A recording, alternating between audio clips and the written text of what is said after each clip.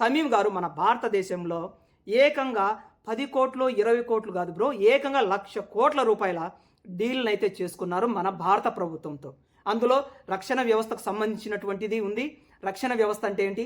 లేటెస్ట్గా మనం సింధూర్లో వాడినటువంటి ఆకాశ్ మిజైల్స్ కావచ్చు, బ్రహ్మోస్ మిజైల్స్ కావచ్చు, ఇటువంటి సౌదీ అరేబియాతో కానీ లేదంటే కనుక ఖత్తర్ వంటి దేశాలతో కనుక మన భారత ప్రభుత్వం కనుక చాలా దగ్గరగా అయినట్లయితే కనుక ఈ మిజైల్స్ ఎక్కడ మన దగ్గర కొనకుండా ఎక్కడ ఇండియా దగ్గర కొంటారో అనేటటువంటి ఒక కుటిలమైనటువంటి బుద్ధితోనే ఇక్కడ సౌదీ రాజు అయినటువంటి సల్మాన్ ముందర ఒక చిన్నపాటి బాణాన్ని అయితే వదిలారు ట్రంప్. మరి ఒకవేళ టారిఫ్లే కనుక మన భారతదేశం అంతా ఎక్కువగా విధించినట్లయితే కనుక ఏకంగా మనం లాస్ట్ టైం చూసినట్లయితే కనుక చైనా మీద ఎంత విధించారు? ఏకంగా 245% విధించారు కదా.